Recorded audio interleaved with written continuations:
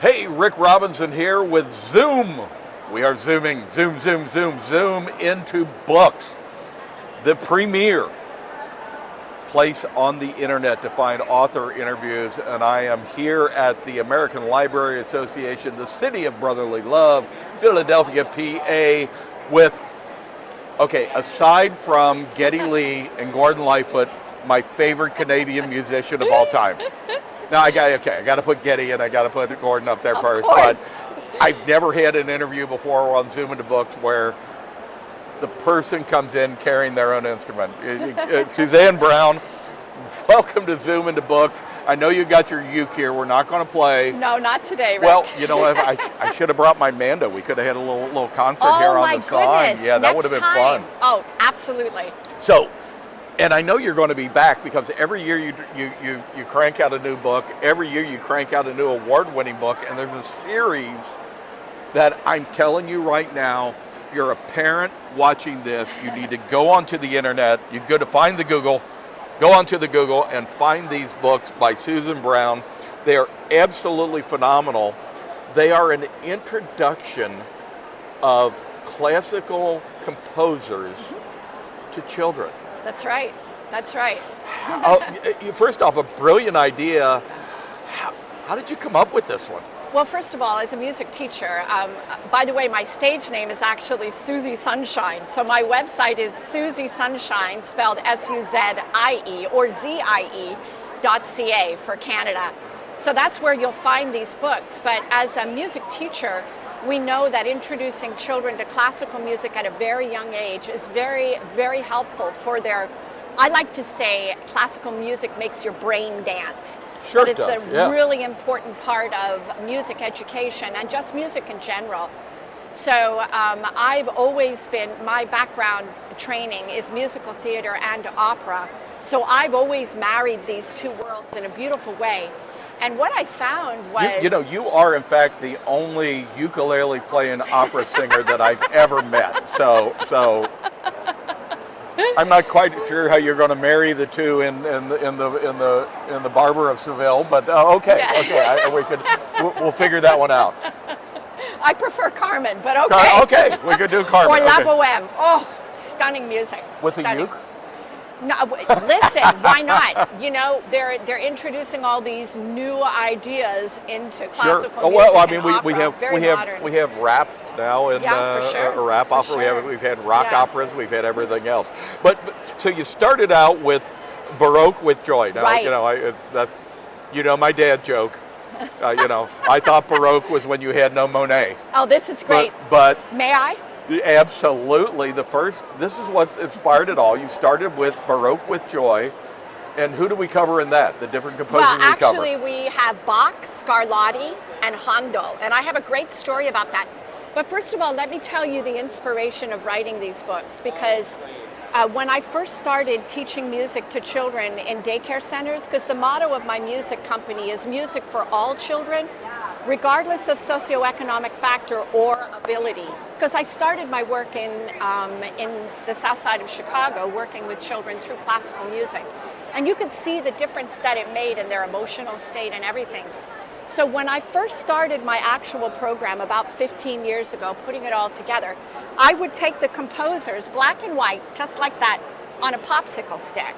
And one little boy, Daniel, he came up to me because we were listening to Bach's toccata, which is very like ba-da-ba, ba-da-ba-da-ba-da, with the organ.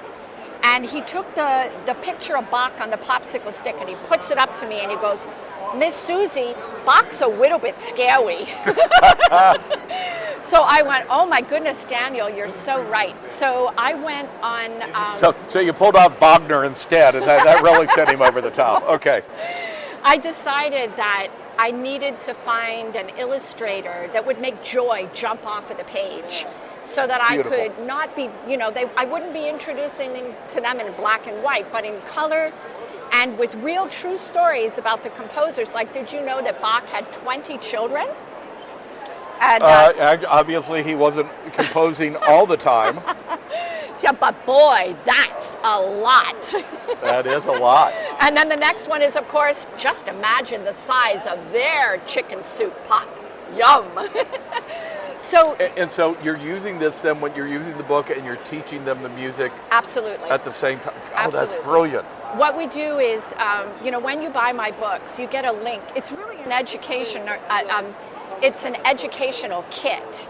And when you buy the book, you get a link to my website where you get coloring pages for every composer and me doing a story time throughout the whole book, or just the music by Bach and Scarlatti and Handel that you can read the book yourself to. So it comes with games and everything. So let's go through. There's several different periods that you cover in the books. So the second one is classical with joy. And of Okay. course, one of the ones in there, of course, would be Mozart. And then romantic with I'll joy. go to the romantic. Okay, this is, I have to show you of all of the pictures, this is my favorite. Dvorak, who, if any of you don't know, his music was played on the Titanic while everybody was sort of, sorry, but freaking out. The musicians decided to play some calm music by Dvorak, at least that's the story they tell, to calm people down. But they also... Giving inspiration to Harry Chapin's song Dance Band on the Titanic. Yes.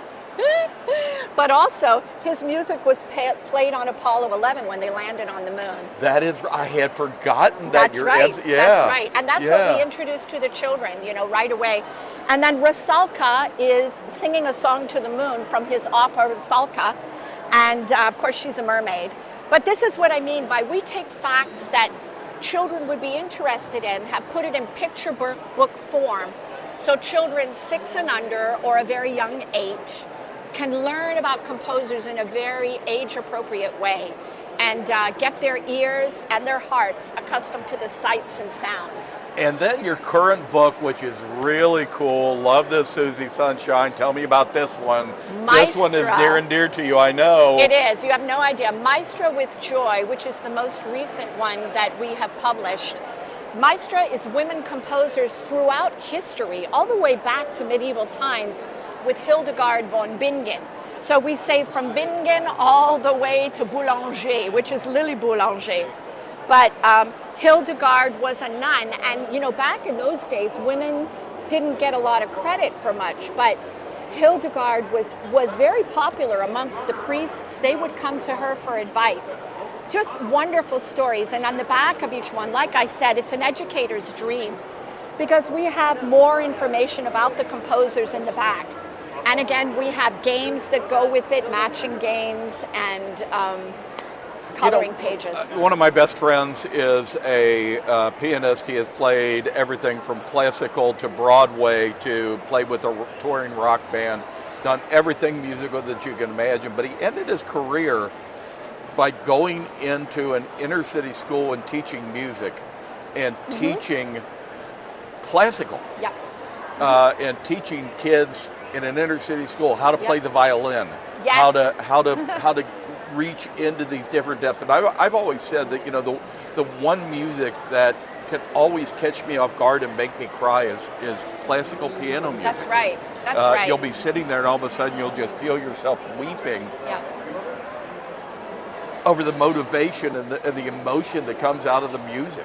Absolutely. And it's so wonderful that you're writing these books. I guess I probably didn't start on classical music until I met Steve. Interesting. When I was 22 years old. He got me into the classical music because of that's what he was doing. But I still, I can imagine what, teaching it to somebody early is just so important, I think, to the development of a child's mind now. Absolutely. And I'll tell you, one of the things that we know in education is that children learn music the same way they learn languages. So just as you want to read your children a lot of books with a wide vocabulary, you want to introduce children to all styles of music. The books are just a small part of my Music Fun with Susie Sunshine music program, but it's foundational to education. So we introduce them to classical, to jazz, to country, and even rap. We even have rap songs. But the foundation of it is classical music, of all music. And like I said, classical music makes your brain dance. We dance with scarves to the composers that we're introducing to them. It's really quite a delightful experience. And I have some fun stories of young children and their introduction, if you'd like to hear give them. me one. Give me one. Okay. We're about at the end, but you got to give me one. Now you've piqued my interest. Yeah, absolutely. Well, we'll start with Handel. Handel, of course, wrote the Messiah. And there was one little boy, he was a preschooler, so no more than 3.5, maybe 4 years old. And we had introduced the book to him, and George Friedrich Handel wrote the Messiah. And his mom didn't usually speak to anybody at the school. She was busy, would drop off her son, and then when she'd come home, she'd pick him up. And he was brushing his teeth one day. And it was around about Christmas time, and the Messiah was playing. And the little boy stopped brushing his teeth, and he says, "Oh, Mommy, I know this song. This is George Friedrich Handel's Messiah." Oh, that's beautiful. And the mom just was thrilled. The next day, evidently, she was in the office. So, yeah, that we love is wonderful. it. We love it. Susie, okay, give me again one time, Susie Brown. How do we find you? At Susie Sunshine, and that's spelled SUZIE.ca for Canada, because I'm visiting you from Toronto, Canada. And again, as I've said, next to Geddy Lee, next to Gordon Lightfoot, my favorite musician from Canada. Susie, thank you very much for being with us today on My Zoom pleasure, Rick. into Books from Philadelphia, PA. Thanks for being here, Susie. Terrific.